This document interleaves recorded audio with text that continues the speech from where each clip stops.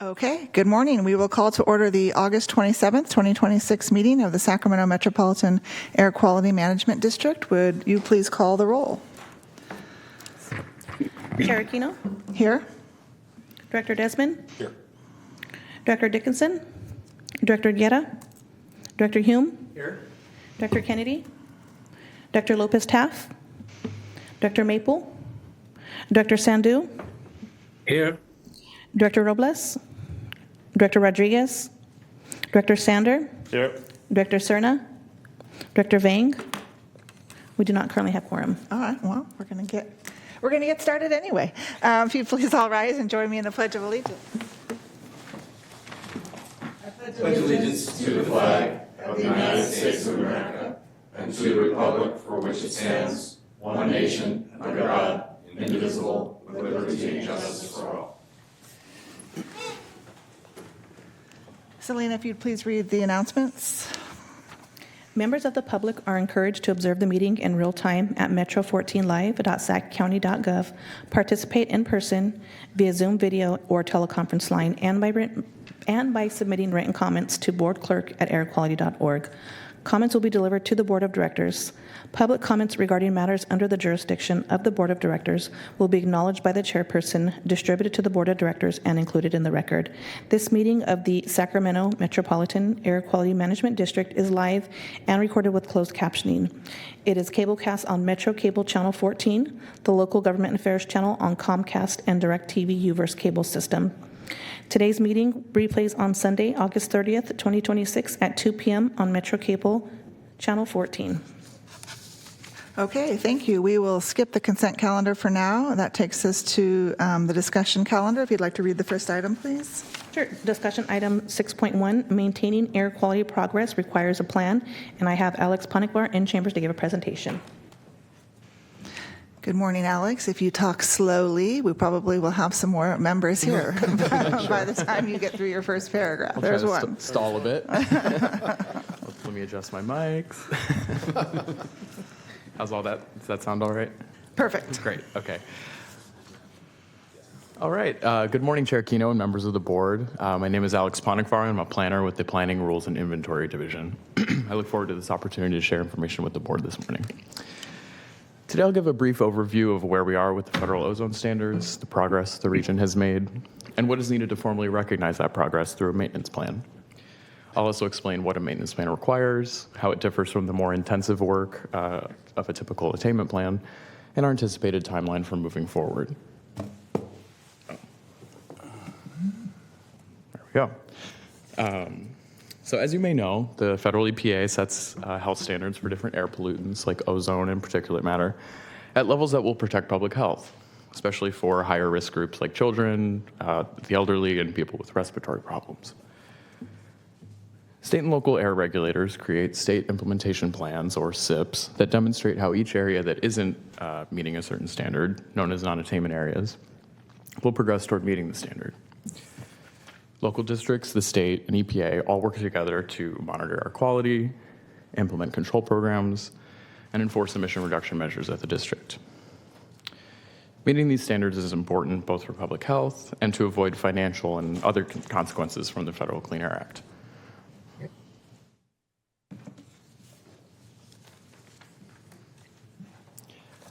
As you've been hearing in updates from Dr. Ayala and others, we've made great strides in lowering ozone in the Sacramento region. Concentrations are down around 30% over the last 25 years. We met the 1979 ozone standard in the late 2000s, the 1997 standard in early 2020s, and the 2008 standard in 2024, showing the significant progress we've made over the last few decades. We're also on track toward meeting the 2015 standard by the 2032 deadline, and making progress there as well. Reaching each standard is an important milestone, but there's another step we can take to formally recognize that progress.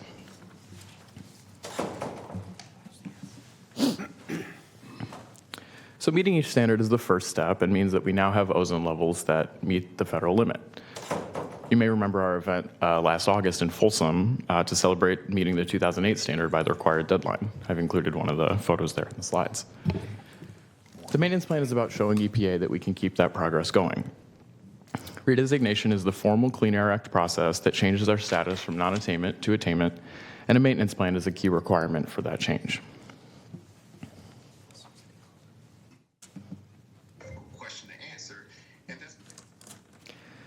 Now I'd like to give an idea of what goes into a maintenance plan. So you may be more familiar with attainment plans, often just called SIPs. These plans focus on getting an area into attainment, so they generally need much more detailed analysis of what new controls and programs an area needs to meet a given standard by the required deadline. On the other hand, because we're already meeting these standards, the maintenance plan looks ahead and demonstrates that we'll continue to meet our target, relying on programs and rules that we already have in place. The maintenance plan includes estimates of future emission changes and the impact of growth, continued air monitoring, and a plan to develop backup measures if air quality begins to worsen again. This plan covers the first of 2 10-year maintenance periods required under the Act, so you'll see us back here in about a decade or so with a fresh ozone maintenance plan. Since we've recently reached all 3 of the 1979, 1997, and 2008 ozone standards, this is a good time to move forward with a maintenance plan for all 3.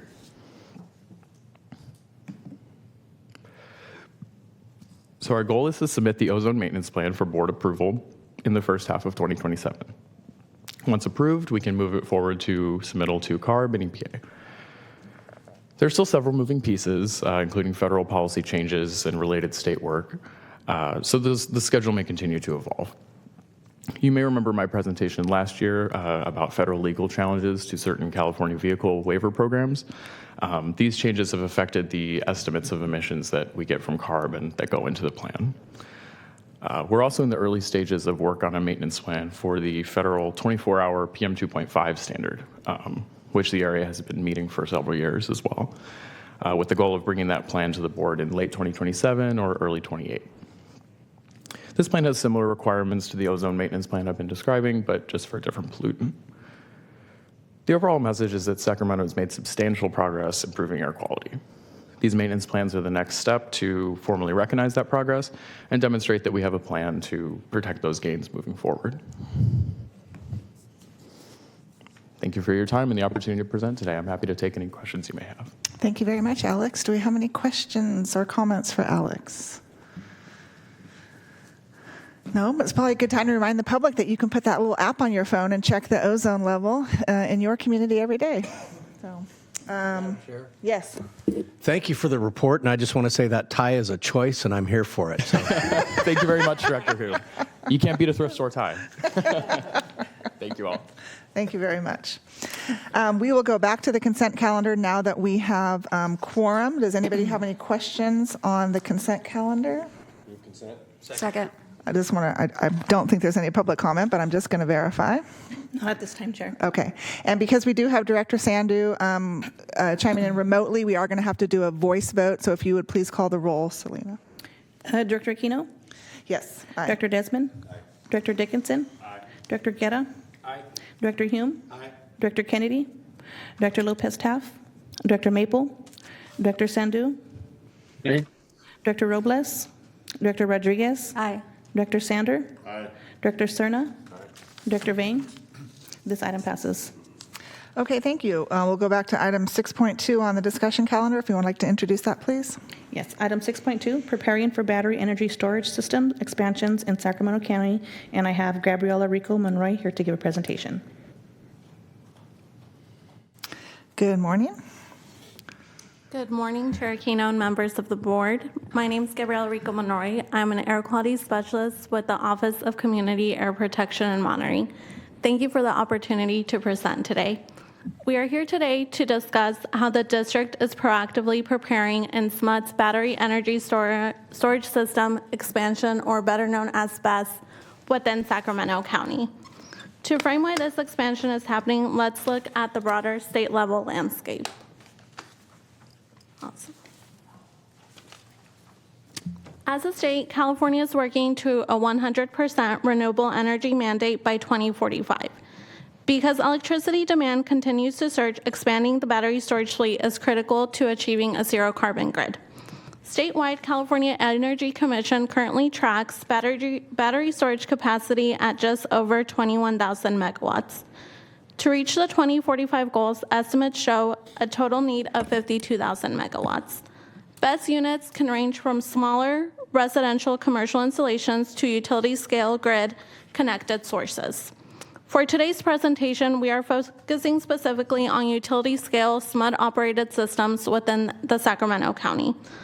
While there are private BESS units and future SMUD projects in neighboring counties, those do fall under local jurisdictions, and we will work with those regional air districts as needed. Before we dive into our role as the air district, it does help to briefly cover what these units look like on the ground. So what is a BESS unit? A BESS unit captures solar energy during the day, stores it into traditionally lithium-ion batteries, and then dispatches the energy back into the grid at a later time when demand remains high. SMUD BESS facilities utilize smaller modular shipping containers. These containers are specifically designed for outdoor battery storage with adequate spacing between units, much like the image shown here in the middle. While these systems are designed with high efficiency in mind, operating at this scale does require us to analyze past industry incidents to ensure safety and readiness. Across the state, lessons have been learned from major BESS events, such as the warehouse-style battery fire in Moss Landing in Monterey County, shown here. Two primary key takeaways that we took from this incident guide our focus today. First, chemistry dictates risk profile. These specific hazardous gas emissions and off-gassing behaviors during a failure are heavily dependent on battery chemistry inside. Second, design and scale drive the severity. Facility layout, overall system capacity, physical separation between units directly govern the magnitude of the fire and likelihood of the thermal runaway spreading from unit to unit. Understanding these real-world risks is precisely why our district and SMUD are collaborating early. As part of their 2030 zero carbon plan, SMUD is building out renewable infrastructure. To guide the district's ongoing evaluation, we have established 4 primary study objectives: characterizing potential fire emissions, evaluating regional meteorology, mapping current and future BESS expansions, and reviewing regulatory safety compliance. To understand the first objective, fire emissions, we have to take a close look of what's inside these units. Traditionally, utility-scale BESS facilities rely on lithium-ion technology. These batteries consist of a 3-part chemistry: a graphite silicon anode, a cathode containing metal oxides such as cobalt, nickel, and manganese, a liquid electrolyte solvent containing lithium salts, most commonly in the form of lithium hexafluorophosphate. When a battery suffers severe physical, electrical, or thermal abuse, it can trigger a thermal runaway event. This is an uncontrolled feedback loop where internal heat accelerates chemical reactions, generating even more heat until the system reaches a critical point, leading to severe off-gassing or fire. Fortunately, multi-layered safety controls exist from cell manufacturing to full enclosure systems that drastically reduce the risk of thermal runaway. In the event that failure does occur, understanding the potential emissions is our primary concern. If a lithium fire were to occur, the primary emission of concerns include particulate matter carrying heavy metals such as cobalt, nickel, manganese, and copper. Gaseous emissions include carbon monoxide, carbon dioxide. Toxic gases include hydrogen fluoride, hydrogen cyanide, various volatile organic compounds, most notably in the form of formaldehyde. To mitigate these risks, best practice favors smaller modular outdoor designs with generous space, much like SMUD's facilities, paired with rigorous routine maintenance, real-time battery monitoring. And let's now take a look at where these facilities are located. Currently, there are 3 actively or projected SMUD BESS sites within Sacramento County, shown on the map as Hedge Solar Farm, Oveja Ranch, and Dry Creek Ranch. A notable highlight is Hedge Solar Farm, which SMUD unveiled in early 22 at their technology test facility. Complementing traditional lithium-ion deployments, SMUD is exploring sustainable and inherently safer practices through partnership with ESS Tech Incorporated by testing out iron flow batteries. Unlike lithium-ion, iron flow batteries use an electrolyte of iron, salt, and water, which reduces the risk of thermal runaway.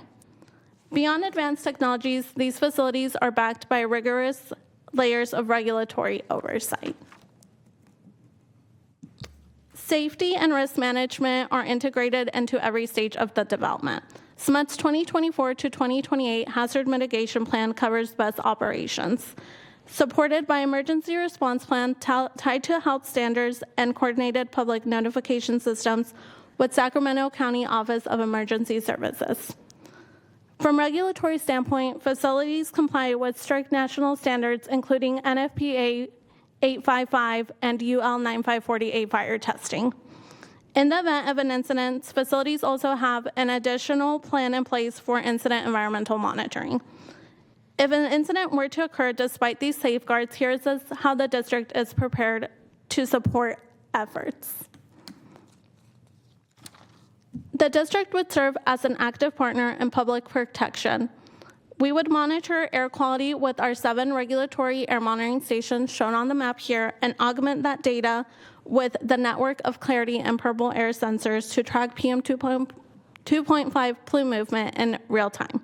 Historically, Sacramento wind patterns originate from the southwest with additional high wind velocities coming from the north. We would leverage real-time meteorological equipment at our monitoring stations to track plume trajectory. Additional specialized monitoring may be needed at the source. We would coordinate directly with state partner CARB and federal agencies to assess the situation and collaboratively plan for any additional air monitoring efforts. In summary, Sac Metro Air District is committed to supporting SMUD's clean energy transition while protecting public health. As part of our future work, we will proactively evaluate future bus expansions, track emerging battery technologies and involving industry safety standards, develop a response plan with federal and state partners, collaborate with partner agencies to establish a unified public information plan, and evaluate whether new specialized local monitoring capabilities are needed. It's important to note that if we do adopt these specialized technologies, there will be need for specialized safety training for associated personnel. That concludes my presentation. Thank you for your time today, and I'm happy to take any questions from the board. Thank you, Gabriella. We do have a couple requests to speak. Director Dickinson? Thanks, Chair. First of all, who knew chemistry class would actually matter? I feel like I've gone back in time. I do have a few, thank you for the presentation. This is actually quite fascinating in its own bizarre sort of way. But I do have some questions. First of all, what's the magnitude or the size of the SMUD installations? I know you said they were breaking them down to be smaller, and you can see that from the picture, smaller units, but what's the totality of, say, any one of these sites in terms of their capacity, output, however you would measure that? Yeah, thank you for your question, Director Dickinson. In terms of the actual modular equipment, that is currently registered at 20 by 20 feet. In terms of how many systems there are, SMUD is still in the works for that. Their only current operational site is Hedge Solar Farm, and they have 6 of those units. And so we can see that's the picture, I assume, that you put up. And is that site expandable, or is that the max at that site? How big could this solar storage farm grow? Yeah, that would be dependent on how much energy storage is required, and that would be up to SMUD's prerogative in terms of the space it encompasses. Okay, so do they have significant additional land there that they could add units? Is that? For the Oveja Ranch and Dry Creek Ranch, those are still in progress. I know, for example, Dry Creek Ranch does have additional land that's over at the Rancho Seco Solar Farm. So there is a good amount of land there.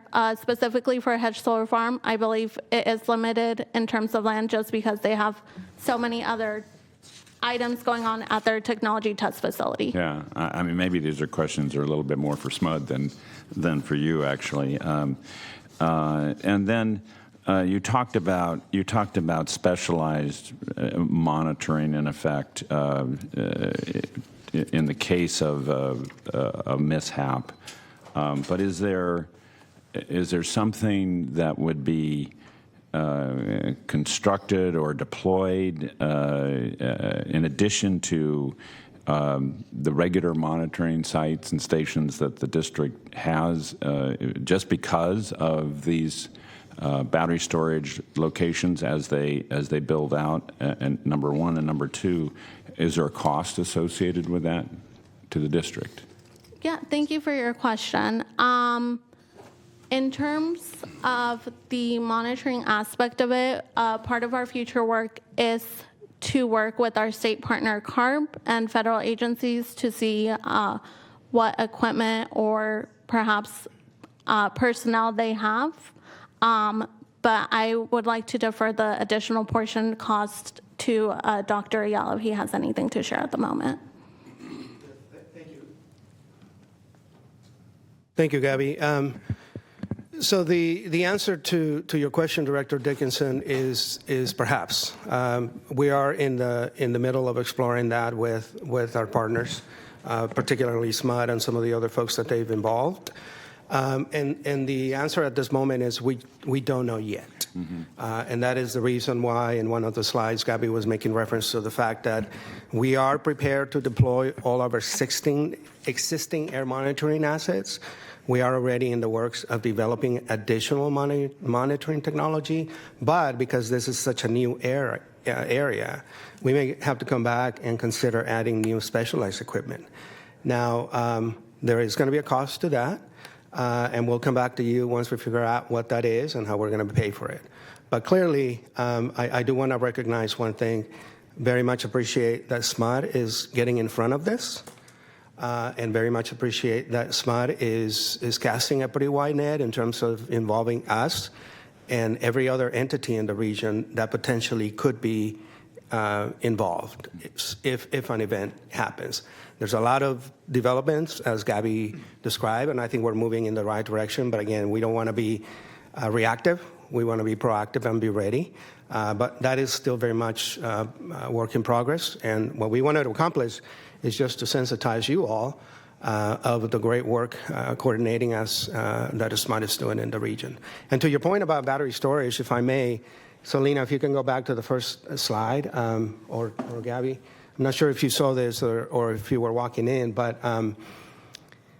we need a lot of storage capabilities still, and that applies to SMUD and every other utility in California. So as important as a deployment that was described is, we have a long ways to go.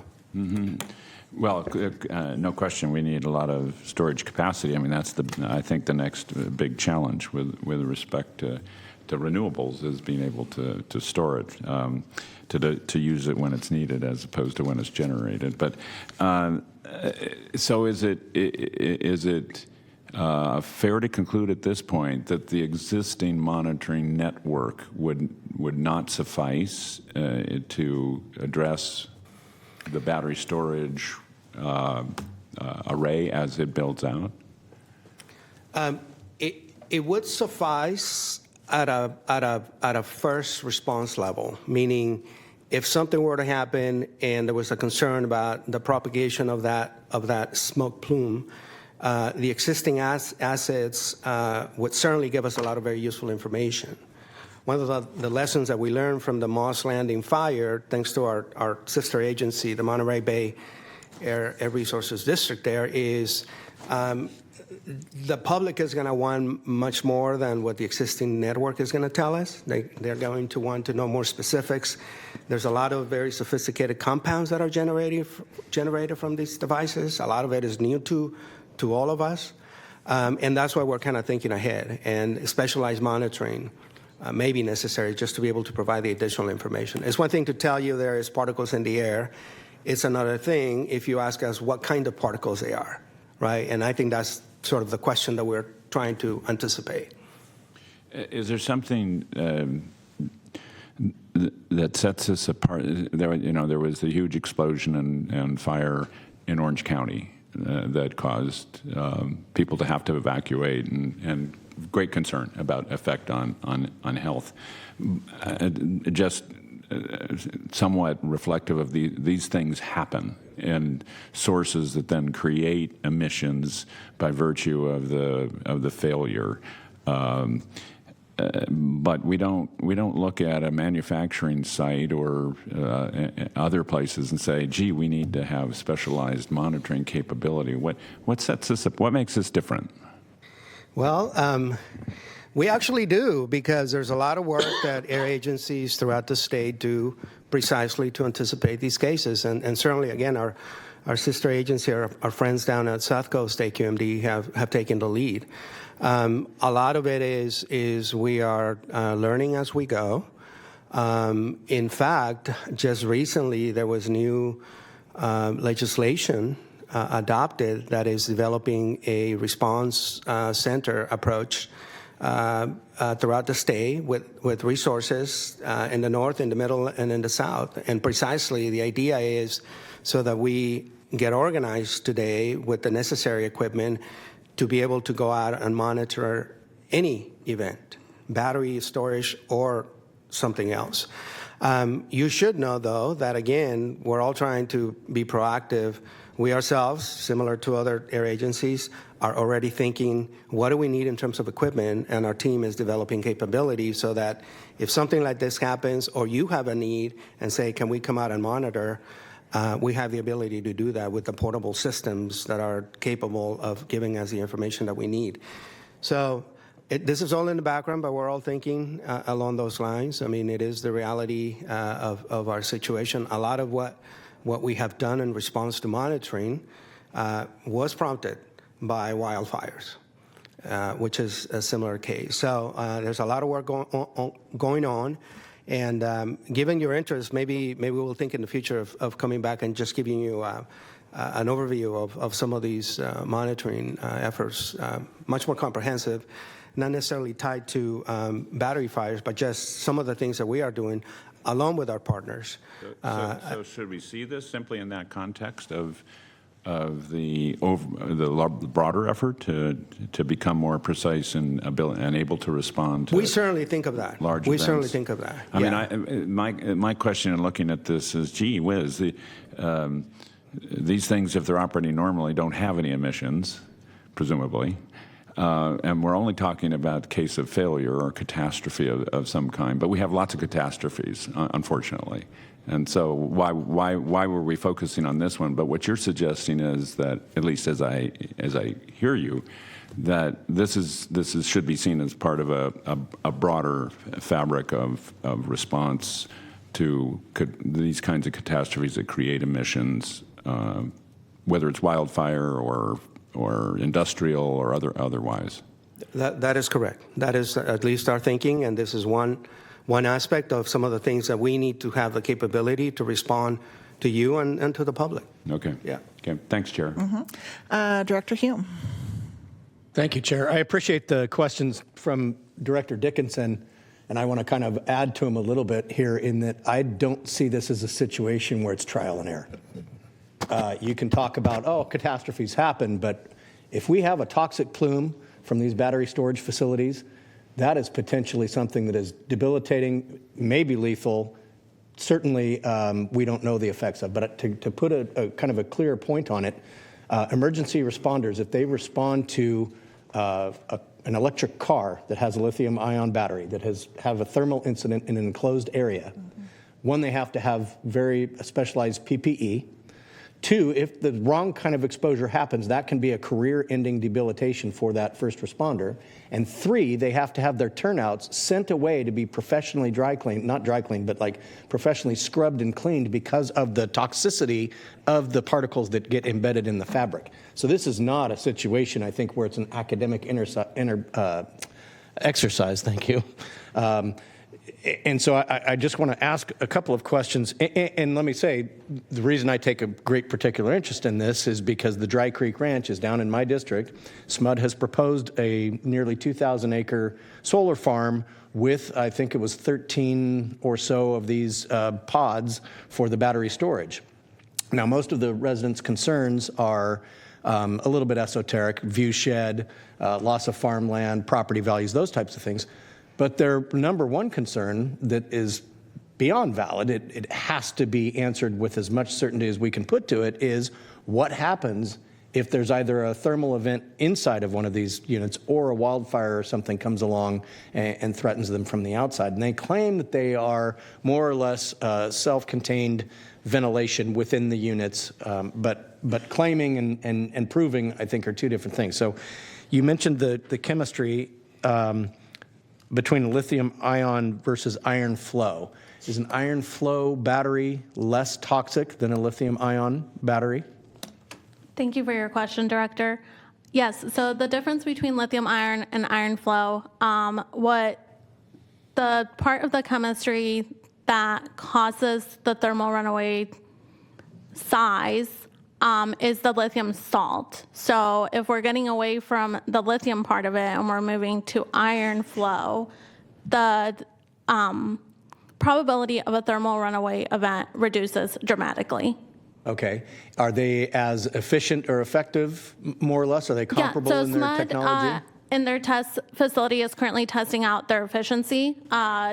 Historically, lithium ion is the more mature battery, has been tested for efficiency. So that's why those are used primarily, but they are testing out different technologies. Great.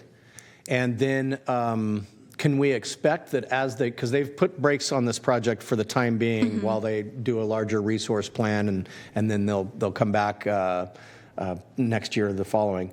Can we expect that we will have some sort of, if not in-person physical demonstration, that they'll have something to refer to relative to a report or something like that, that will put some pretty solid data to these claims and to the technologies and to the worst case scenario, if you will?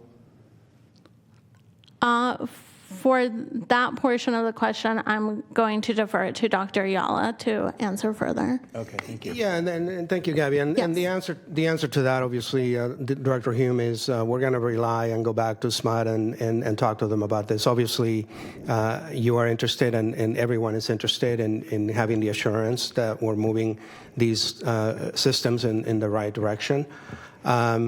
We certainly will have to develop, as Gabby mentioned in her presentation, a plan in terms of what is our response, what is our piece of this puzzle. And I just want to reassure you, because the point you made initially is well taken.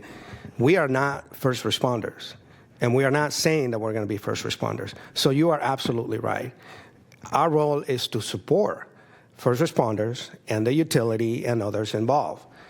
Greatly expected is the fact that because pollution propagates, like we have seen in the fires down in Southern California, this is going to be a regional event.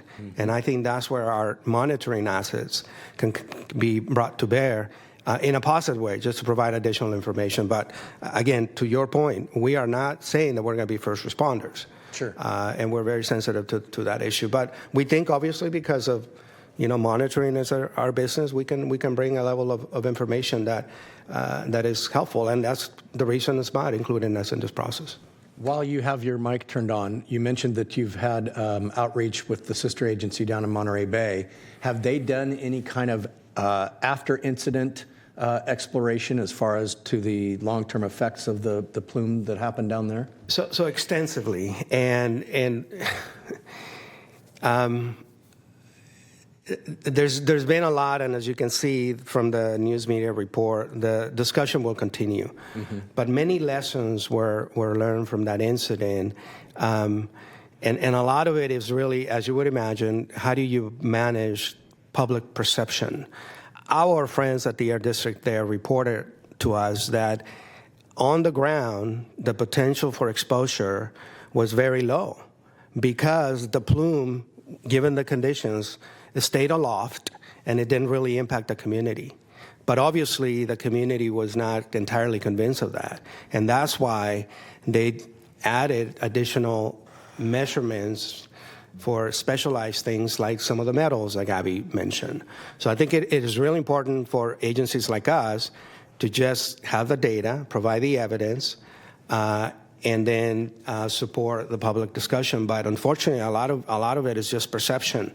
You see the plume, it looks scary. You think this is bad, and there's a lot that goes into determining first what the action of the first responder is, and then secondary, what the action of people like you and people like us is with respect to the regional agency impacts. But the Monterey fire, unfortunately, was a great and continues to be a great learning lesson. And again, this is a fast-moving, very fast-developing industry. Yeah. And the industry is responding, and they understand that we need chemistries that are not as susceptible to this and that retain the efficiency of the lithium ion, for example. So again, stay tuned. There's a lot that we can unpack here for you. I suspect that in the future we could have a joint discussion with SMUD and some of the technology providers that they are talking to directly, because I think that would be very helpful. But again, I want to reassure you, we're trying to add value to this whole process in terms of getting organized without saying that we're going to be first responders. I think that's really important. And I appreciate that nuanced point there, and I really appreciate this presentation, and I won't belabor it because it is kind of early in this, but I will say this as kind of my final closing comment is I'm the first to admit that I usually rail against regulation and some of the things that we do from a preventative standpoint. I think this is an area where we absolutely have to be rock solid, that we are the third-party objective person trying to prevent this air quality problem from happening, not just monitor where it goes and the effects of it long term, because we can say that the windrows or whatever is going to blow it out to a generally unpopulated area. That doesn't assuage the concerns of the people who have it within their sight out their kitchen window every day. So this is real and it's important, and I just I think we should have that partnership and that presentation with SMUD, with the technology providers. I mean, we should be rock solid about this proposal in general before we move forward with kind of okaying it. So thank you. Thank you, Chair. Thank you. Director Sander? Thank you. Roger, to answer, Director Dickinson, to answer your question, I think this is the best installation is an 8 megawatt hour installation, which gives the system something like 14 seconds of backup. It would never be used that way, but that's an interesting way to think about it. They have to discharge slowly. The one at Rancho Seco, I think, would give us like 15 minutes of backup. Again, could not be used that way, can't discharge that quickly, but it gives you an idea of the magnitude of it. The interesting thing here is that this is really a different sort of response. So clearly not a first responder. I now have some questions about how first responders deal with these sorts of plumes or thermal runaway events, because what's being produced here is not what you would see in a house fire or largely a house fire or certainly a forest fire. I think the classic product that would happen in these batteries burning is hydrogen fluoride, which becomes hydrofluoric acid when it hits moisture in the air. Either one of those, highly toxic, very unfortunate. You don't want humans to have contact with it. That would probably require the washing of the stuff, as you indicated. But there's some other things there too. I mean, you're going to get cyanide compounds from burning of the plastics that contain these batteries. That's going to be unlike something you would get, except perhaps in a particular type of industrial fire. And I don't know that first responders necessarily are going to have a sensor that says this is what's going on here. So I can see us as not a first responder, but a very close second responder, maybe with better gear, to say this is what we're detecting in the air, when the firefighter doesn't necessarily, and that agency doesn't necessarily know that, unless there's technology out there I'm unaware of. Maybe they're gearing up to deal with this sort of challenge, as it's going to be happening probably more often with car batteries, home batteries, industrial batteries, these sorts of utility level sites. These things are going to continue to happen. Do we have any idea about what they might be there for in terms of technology, what they've already got, and what we might be able to lend that they don't have? Well, I think part of our process, thank you, Dr. Sander. I mean, great questions. Completely agree with you. I think part of the process that we're following is precisely to collect the emerging evidence and the growing evidence. There's a lot of folks that are interested in and are doing the work in terms of actually generating and creating the fires and then studying the emissions. I mean, that's part of the process. And to your point, you're absolutely right. There's going to be new compounds that we're going to need to, one, identify, and then second, determine how do we measure them. I'll push back a little on you in terms of, we're not first responders, and I don't think we're going to be 1.5 responders, because again, our business is monitoring, because I can see all the complications of developing that capability. However, let's just agree on that. Clearly, this is a growing area of mutual interest.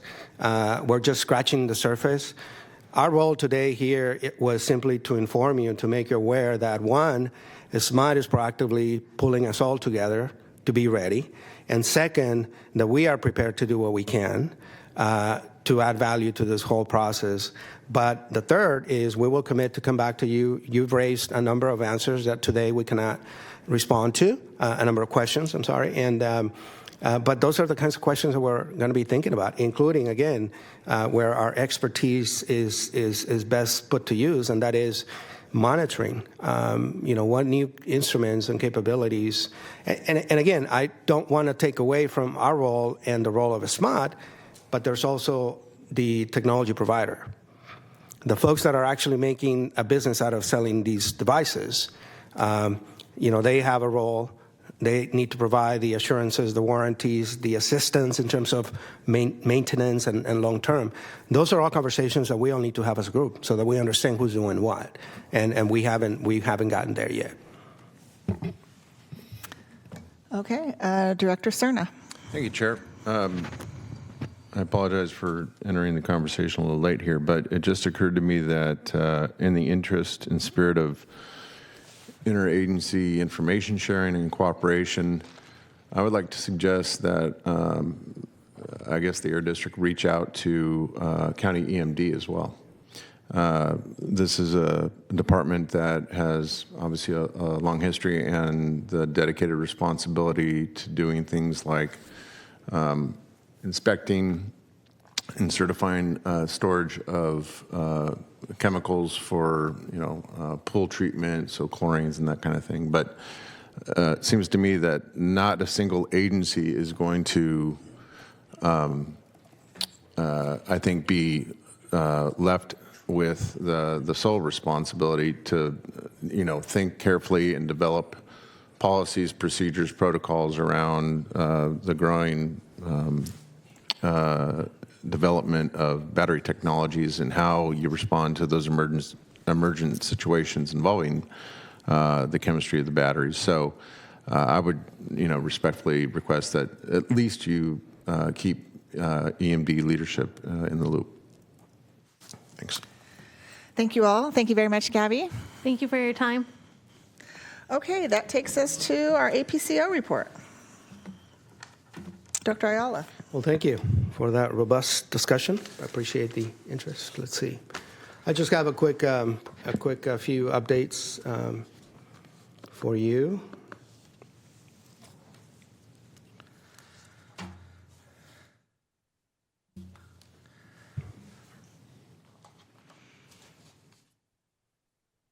Next slide, please.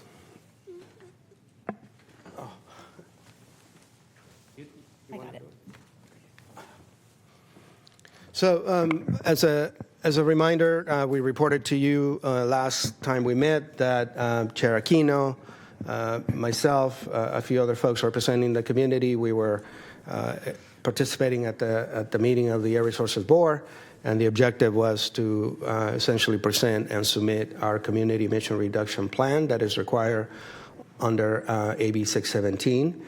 Thank you, Chair, for joining us. I think by all respects, it was a very successful and positive event based on the feedback we got. I'll invite you, as I conclude my remarks, to add anything that you may like, Chair. But what I want to do now is maybe just kind of put on the table our plan going forward. So we're done. Took us 2 years to get here. What happens next? AB 617 calls for a 5-year implementation plan. So now that we have a plan, now we got to make it. We got to execute it, and that's obviously where the hard work is going to go into. Our plan is to bring you reports annually.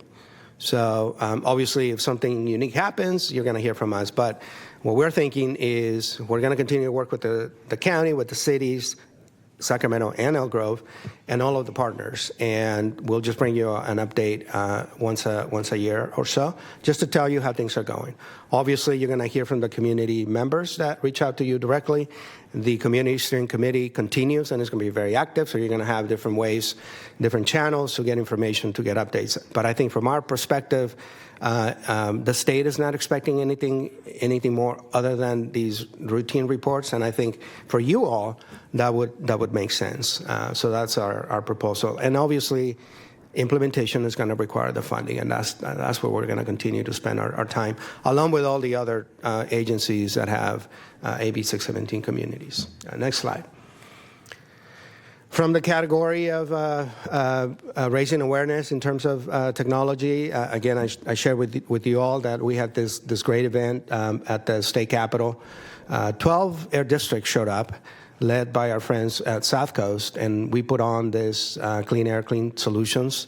It was remarkable. I mean, we took over the west side of the Capitol. We closed down 10th Street between L and N, and we had technology, any type of technology you can think of was out there. An opportunity for legislators. This was the first day back in session, and the idea was for them to be able to go outside and actually kick the tires, so they don't have to stare at a PowerPoint presentation. They can actually go and see the vehicle, and it was very successful. And obviously, being the local air district, we showed up in force and had a very positive feedback.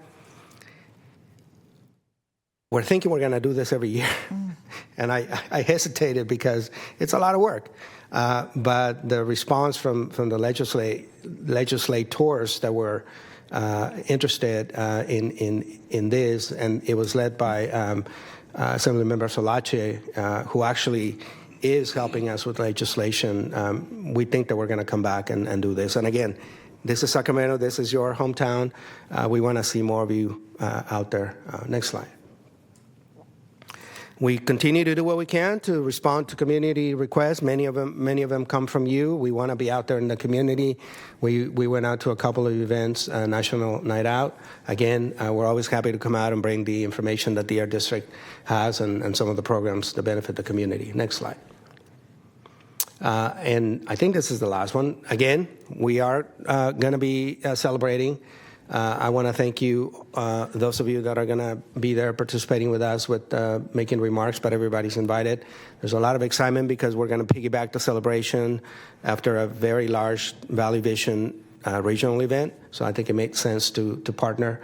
And again, it's simply to say the district is turning 30 as a special district. Obviously, the agency itself was born in the late 50s, like most their districts in California, but hey, why not? 30 is a good number. Let's celebrate it. I really want to recognize Director Dickinson, who unfortunately won't be with us physically, but you put together an excellent video. I really appreciate your remarks. I invite all of you guys to click on it. It's a short 2-minute video, but yeah, we're looking forward to it. Just pausing and saying, hey, this is an agency that wants to do more for the community, and we have a 30-year record to prove of what we're capable of. So thank you all for your support. And I think this is the last one. Yeah, thank you. Any other questions? Happy to answer them. Director Serna. Thanks, Chair. Thank you, Dr. Ayala. As you'll recall, when we were both at CARB, I think we met down at South Coast. I think CARB met down at South Coast once or twice a year. And at their meeting location, they had the luxury of having a large surface parking lot outside. Go figure, South Coast.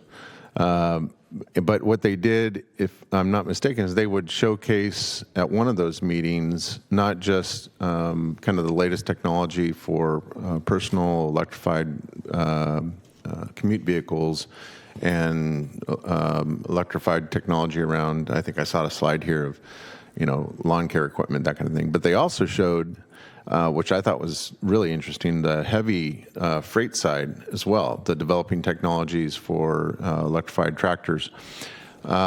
So in the future, I don't know if it happened this year or not, but you said you closed down 10th Street. I don't know if that included some of the heavy freight or not, but if not, I would encourage our air district maybe to think carefully with the city of Sacramento about some nearby surface lots around the Capitol where that can also be adequately showcased for not just legislators and local policymakers, but the general public as well.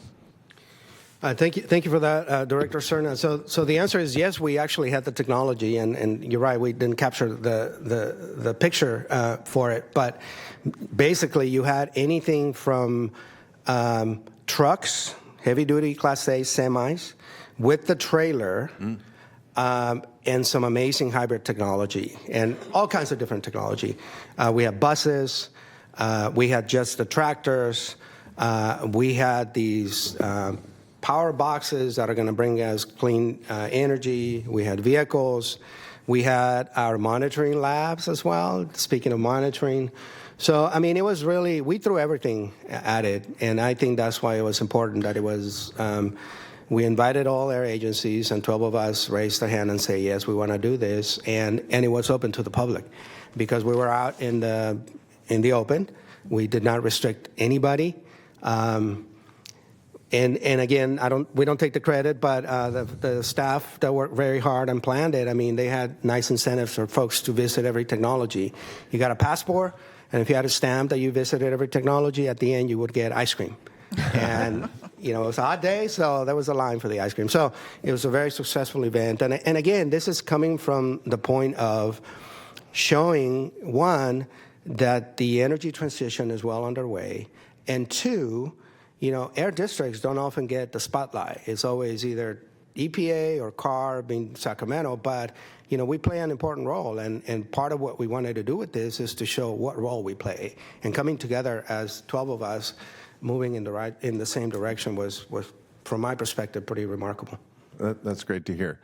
Another idea just came to mind, and you might want to work with Director Kennedy on this, but what about the aviation sector? And maybe there's something to be developed that happens at the same time at Executive Airport, maybe showing what's the latest and greatest in terms of electrified general aviation. Thank you. Director Dickinson? Thanks, Chair. Two things that occur to me. One is I do think these kinds of efforts are very worthwhile, and I can tell you as a former member, when interested parties bring whatever it is, from animals to semis, whatever it is, to the Capitol, it really helps, because for members who don't have a chance lots of times to go see these things necessarily in their districts or otherwise, it's very easy. So I think it is. I think it's very useful, and I would encourage doing it again. Actually, and recognizing it, as you said, it's a lot of work to do. The other thing that occurs to me, or I think of, which is a little bit ancillary to this, but does the district staff at all reach out to the jurisdictional staff regarding vehicle procurement, especially related to what are typically heavy-duty diesel vehicles, because or equipment? Because I know what I found in the city of Sacramento, although the city is very committed to having as much of a clean air fleet as possible, that the common response when there's procurement of heavy-duty equipment is, we can't find it. It's not manufactured. We're not aware of it. Responses along that line that suggest they'd be interested, but they don't think it's available. So I wonder, are there conversations between the air district staff and the municipal staffs with regard to sources, availability, et cetera? So the short answer, Director Dickinson, is absolutely. There's a lot of ongoing dialogue between our staff from all areas of the agency and yours at the city, the planning departments, the comment about EMD. We are constantly talking, and we do make the rounds explicitly to essentially sensitize your staff in terms of the opportunities for some of the incentives, not only that we implement, but even more broadly. I mean, if there's other opportunities that we find, because we do want to do what we can to support the municipal fleets, the city fleets, to adopt these technologies. Now, your point is correct, because it's one thing to have a vehicle that is showcased in front of the Capitol. It's another thing to have a vehicle that is on the market and that a fleet manager for a city or county can actually access and get the support that they needed. So again, it's a bit of a, you got to go into another level of detail to figure out is the application that the municipality is interested in, is that something that we see in the market? Part of the role we play under Mr. Lemos's leadership is the reason we do these things and go to technology conferences is so that we know what's out there. And we can be that voice, neutral voice that tells a fleet manager, yes, this is ready to go, you should, with confidence, make a purchase, or, this is not quite ready. So, but we are in constant conversation with your staff at the cities and the county, just to make sure that they have awareness of some of our programs. And it is a function of the application. I mean, obviously, some things are well developed. The semis, we're in a tough spot because, I don't see as many fuel cell technologies in the large vehicle category as I would like to see, and the batteries are somewhat limited. So again, it's an evolving issue. Okay, but you're talking to the fleet managers, the public works staff, not just the planning staff. Yeah, absolutely. Yeah. Okay. Thanks, Chair. Thank you, Dr. Ayala. I'll just comment briefly on the CARB meeting. It was my pleasure to represent this board at the meeting, but I think by far the most important and impactful testimony came from Tito, a resident and business owner in the South Sac Florin community, also a co-chair of the steering committee. So just many, many thanks to those residents for the months and years even, I think, that they put into this process and for getting us to this milestone. So with that, we will go to board ideas, comments, and AB 1234 reports. Seeing none.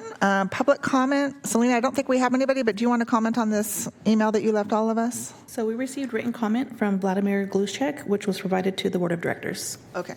And Dr. Ayala, you've seen this and staff is following up. And okay. All right. If we have nothing else, we will adjourn at 9:58. Thank you, everyone.